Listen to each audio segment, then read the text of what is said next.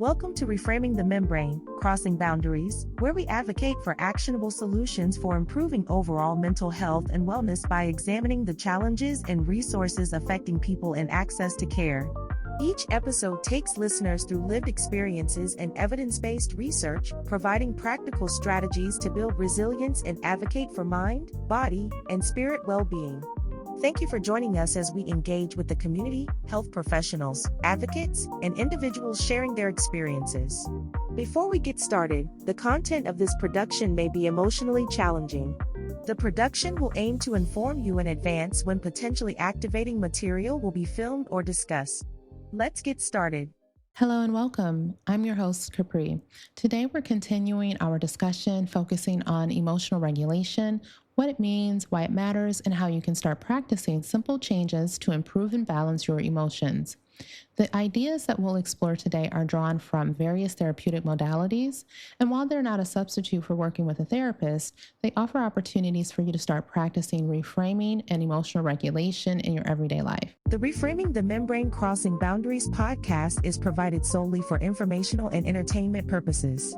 It is not intended to replace professional medical or mental health advice, diagnosis, or treatment, nor does it substitute for a relationship with a licensed mental health clinician. Always consult your physician before deciding about your physical or mental health. There was a time when my mind felt like it was trapped in a relentless cycle of negativity. Every waking moment seemed consumed by thoughts of what could go wrong. The weight of this constant worry manifested as fear and nervousness, and it permeated every aspect of my life. Looking back, it's clear how deeply intertwined negative thoughts and emotions are. It's like a feedback loop. Negative thinking fuels negative emotions, which in turn reinforce those thoughts. At its worst, this loop drives behaviors that sabotage our goals and prevent us from living the life we truly desire.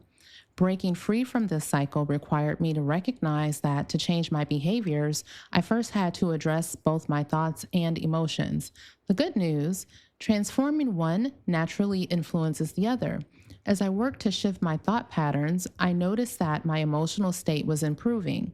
Likewise, learning to navigate my emotions more effectively brought clarity and a sense of control over my thoughts. This realization was a turning point. It's not about erasing negative emotions or pretending that they don't exist. Rather, it's about learning how to channel those emotions constructively. Our emotions, even the challenging ones like anger, fear, or sadness, carry valuable insights and can be powerful motivators when handled thoughtfully. For instance, the same fear that once paralyzed me can now push me to prepare thoroughly for challenges. Through trial and error, I discovered that emotional regulation isn't about suppression or denial, it's about integration. Instead of shoving difficult emotions into this metaphorical closet, only for them to show up and show out later, I learned to acknowledge and accept them. This shift from resistance to acceptance allowed me to work with my emotions rather than against them. Our emotions aren't just arbitrary feelings, they're a vital feedback system that help us to navigate the world. Imagine them as signals that are guiding us toward actions that align with our values and beliefs, or alerting us when something feels off. But here's the catch. If we let our emotions run unchecked, they can misguide us. Conversely, if we ignore them completely, we lose a critical source of information. Understanding this dynamic brought clarity to the interplay between thoughts, emotions, and behaviors. Thoughts influence emotions, which in turn drive behaviors. So if you believe that you're not good enough, that thought will likely stir feelings of inadequacy or anxiety. Those emotions might lead you to avoid taking risk, perpetuating this belief.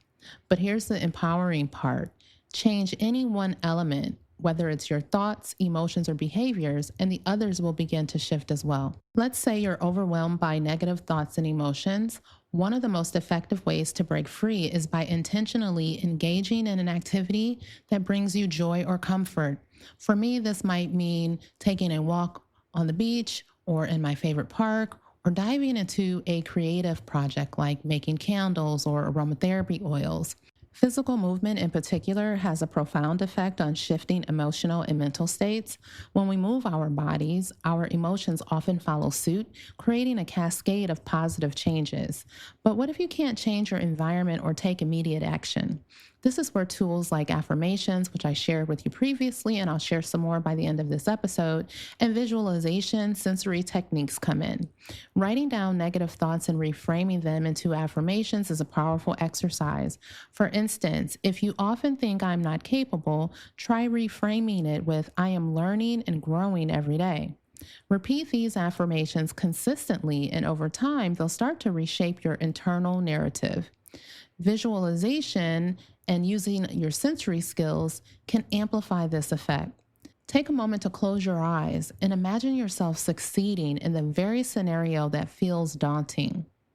Picture the sights, the sounds, and the feelings of that success. By engaging your senses, you make the experience feel real, which strengthens your belief in the possibility.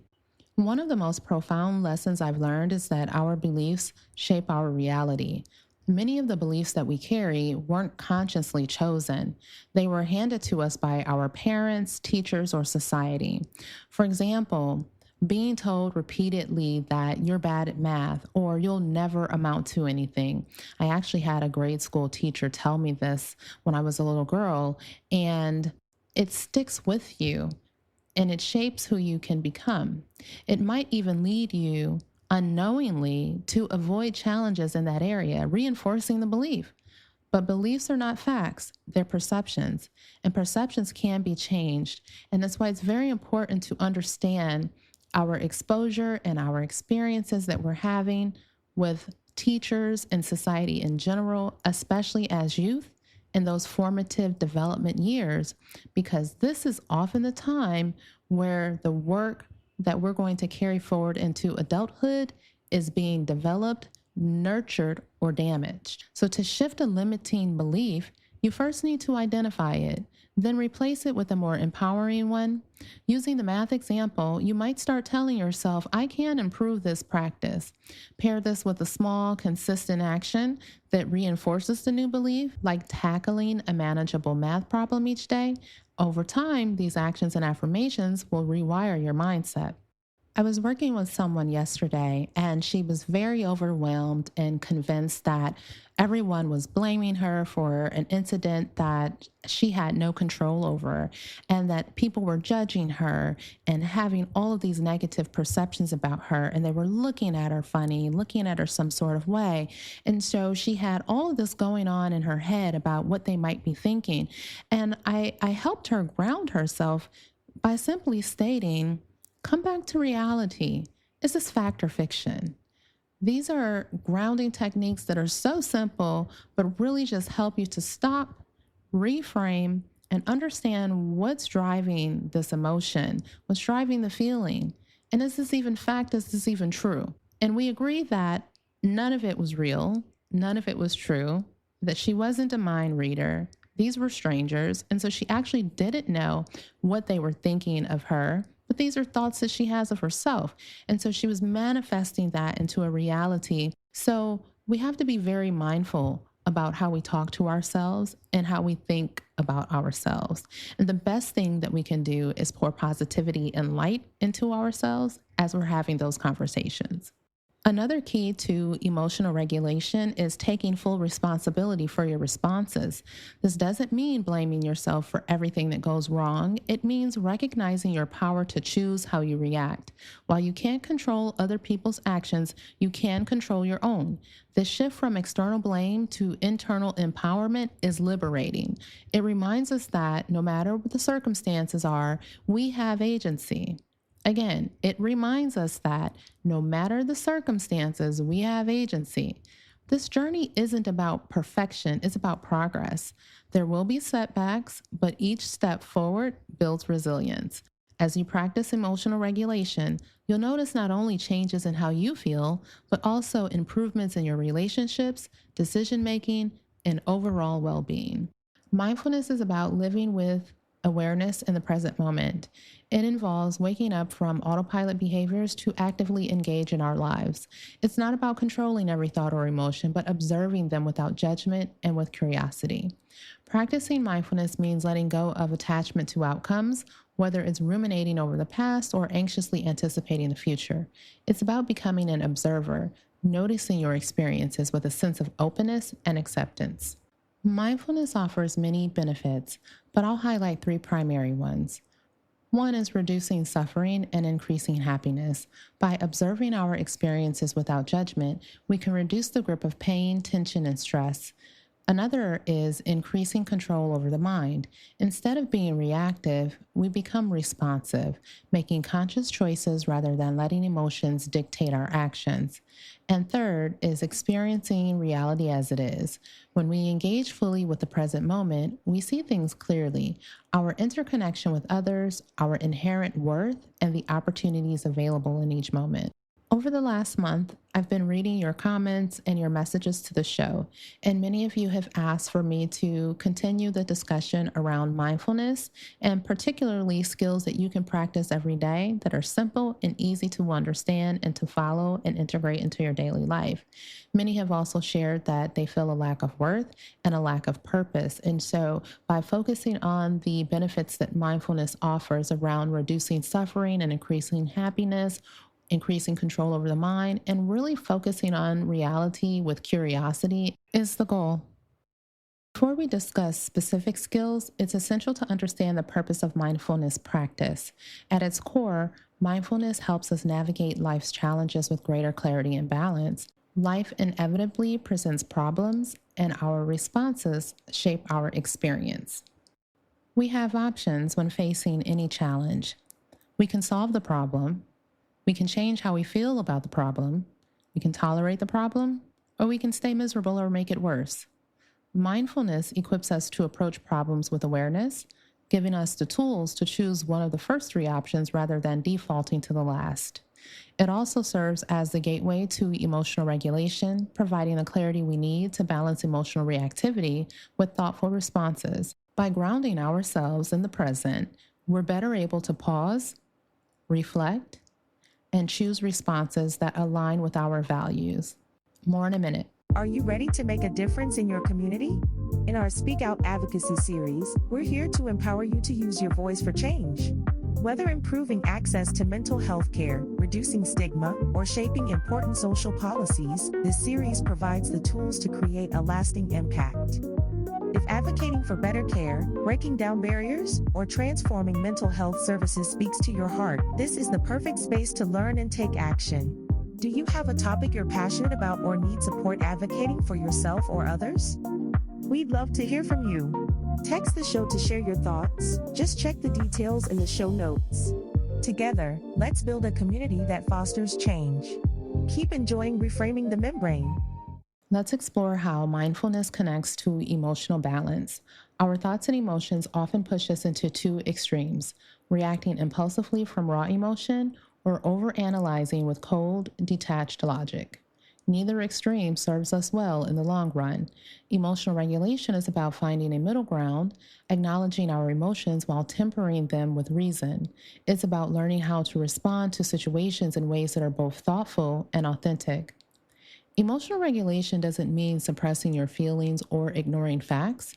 Instead, it means integrating these aspects of yourself to create a response that feels balanced and intentional. Think of it like balancing on a tightrope. Emotion provides the energy and drive, while logic provides the stability and direction. Together, they help you move forward. The balance of emotion and logic is sometimes referred to as the integration of emotion mind and logic mind. In emotion mind, we're overwhelmed by feelings, making it hard to think clearly, and logic mind is the opposite, so we're detached, analytical, and focused solely on the facts. Neither state fully encompasses our needs. When we combine the best of both, often referred to in DBT practice as wise mind, we reach what's known as a balanced state of mind, one that integrates emotional intuition and rational problem solving. One practice for cultivating emotional balance is visualization. Imagine yourself as a small stone released into a calm lake. As the stone sinks, it passes through layers of water, each layer quieter and more still than the one above.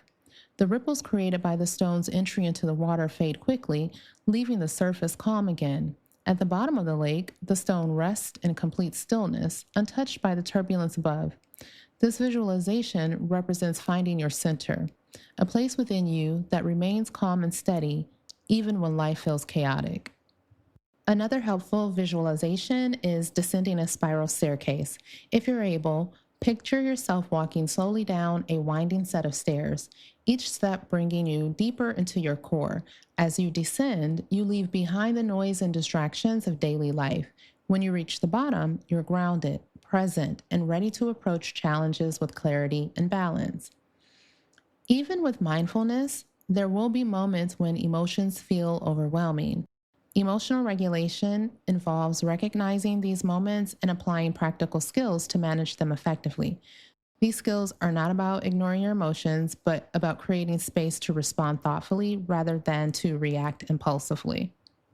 One approach is to use your body's natural systems to calm your mind. For example, splashing your face with cold water can activate the body's dive reflex, which slows your heart rate and calms your nervous system. Intense physical activity, even for a short time, can help burn off excess emotional energy. Slowing your breathing, focusing on long exhales than inhales, can signal your body to relax. Another set of strategies involves distraction. When emotions are too intense to process, temporarily shifting your focus can provide relief. Engage in an activity that requires your attention, like cooking, organizing, or solving a puzzle. Helping someone else, even with something small, can also shift your perspective and reduce emotional overwhelm. Watching a humorous video or listening to uplifting music can lift your mood and create a sense of distance from the immediate intensity of your feelings. In addition to distraction, self-soothing is a vital component of emotional regulation. This involves using your senses to create comfort and calm. For instance, you might look at a beautiful sunset, artwork, or cherished photographs, or listen to soothing music, nature sounds, or a favorite podcast. Smelling a calming scent like lavender, fresh coffee, or even baked goods can help, or taste something comforting like a piece of dark chocolate or herbal tea, or touching something soft like a blanket or taking a warm shower. Self-soothing is not about avoiding your emotions, but creating a safe space to experience and process them without becoming overwhelmed. And then there's reframing through acceptance. A cornerstone of emotional regulation is the ability to accept reality as it is. This doesn't mean giving up or condoning harmful situations, but recognizing that resistance to reality often creates additional suffering. For example, if you're stuck in traffic, resisting that reality by stewing in frustration doesn't change the situation, it only makes it worse. By accepting the situation, you free yourself to think more clearly and respond in ways that align with your values. Acceptance also applies to emotions themselves. If you're feeling sadness, anger, or anxiety, fighting those feelings often intensifies them. Instead, try saying to yourself, "This is what I'm feeling right now, and that's okay." This simple act of acknowledgement can reduce the intensity of the emotion and create space for thoughtful action. One of my favorites is practicing opposite actions. So sometimes emotional regulation involves doing the opposite of what your emotions are urging you to do or what people expect you to do. If anger makes you want to lash out, practice speaking kindly instead. If fear tempts you to avoid a situation, take a small step toward confronting it. If sadness makes you want to withdraw, seek out connection with someone you trust. These small, deliberate actions can shift your emotional state and help you regain a sense of control. Successful people quickly recognize when they are having negative thoughts and utilize several strategies to change their thinking. Let's develop 3 phrases that you can use to reframe your membrane from negative thinking to positive thinking. Pause, grab a pen and pad, and write down 3 powerful phrases that you'll use to reframe negative thinking into positive self-talk. These phrases need to be powerful, so when you use them, you believe wholeheartedly that you will be successful at whatever task is currently at hand. Over the next week, practice this skill. Look for situations where your negative thoughts seem to take over. Pause and reflect on the situation, then use the positive self-talk skill to transform the unpleasantness of the situation and write down your experiences. You can also share your thoughts with me by texting the show. If you need more help, listen to episode 9 to learn more about reframing negativity into empowering self-talk. As you practice the skill of positive self-talk, note the following. What event occurred to activate your emotion? What negative thoughts occurred? What positive self-talk phrases did you use to change the way you felt? What did you observe? What changed? What emotion did you experience? How helpful did you find this skill was to reduce unpleasant emotions? As you practice self-care, be kind and non-judgmental toward yourself. Be mindful of the moment and focus on the desired outcome for each situation. Remember that I encouraged you to speak kindly to yourself and highlighted the impact of affirmations. Here are more you can customize and practice. I exude beauty, intelligence, and grace. I am a beacon of light and a pillar of strength for those around me. The love I have for myself reflects my strength and inner beauty. I am an ongoing work of art, continuously evolving and eternally beautiful. I am enough just as I am. I recognize my worth and stand confidently in my power. My dreams hold value, my goals are attainable, and my vision is clear. Now, hug yourself. You earned it. The next activity helps to challenge assumptions and find alternative explanations for difficult situations. Recall a recent situation that activated a strong emotional reaction, for example, feeling ignored during a meeting. Write down your initial interpretation, for example, they ignored me because my input wasn't valuable. Ask yourself, what else could this mean? Brainstorm at least 3 alternative explanations, for example, they may have been preoccupied with their agenda. It could be that they didn't hear me. Perhaps it wasn't the right time for my input. Choose the most plausible alternative and reflect on how this reframe changes your feelings about the situation. The goal is to disrupt automatic negative interpretations and create space for more flexible and adaptive thinking. How'd it go? Text the show and let me know. Pause if you need more time to complete the exercise. Otherwise, we'll try another one. Reframing can be a powerful tool for shifting our mindset, processing experiences, and practicing self-care. By looking at situations from different perspectives, we can often find new insights, opportunities for growth, or a sense of relief. However, it's important to acknowledge that not everything can or should be reframed to create a positive mindset. We are not here to promote toxic positivity, which dismisses genuine pain or invalidates difficult emotions. Instead, we recognize that while reframing can be helpful, there are limits, especially when it comes to trauma and harrowing experiences. If you can, practicing reframing can be part of a broader self-care toolkit to help you navigate life's challenges. But remember, self-care isn't a replacement for professional mental health support. When self-care practices aren't enough, seeking help from a therapist or counselor is essential. You'll find resources and support options in the show notes. Now, let's review a few practical exercises you can use anytime to help shift your thinking and approach challenging situations with a fresh perspective. Let's try a thought tracking and reframing exercise.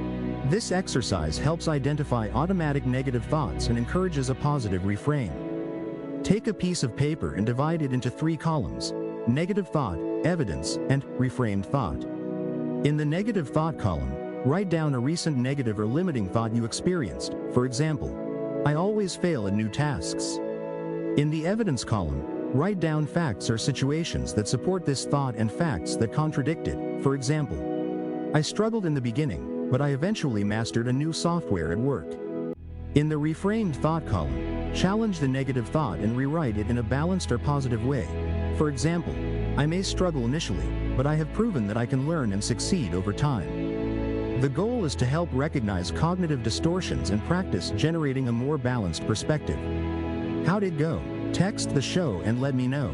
Pause if you need more time to complete the exercise.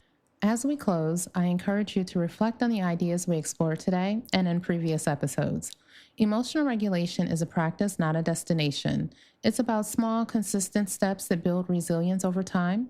Start by noticing your emotional patterns. Write them down. When do you tend to react impulsively? When do you shut down? How can you begin to create space for balance in those moments? Remember, the tools we've discussed today, mindfulness, visualization, self-soothing, reframing, and opposite actions are starting points. They're not quick fixes, but practices that grow stronger with time and effort. And if you find yourself struggling, reach out to a therapist or trusted professional who can guide you further on this journey.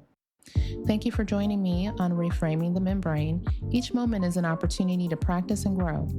If you enjoyed today's episode, don't forget to subscribe and follow, leave a review, and share it with someone who might benefit from these insights.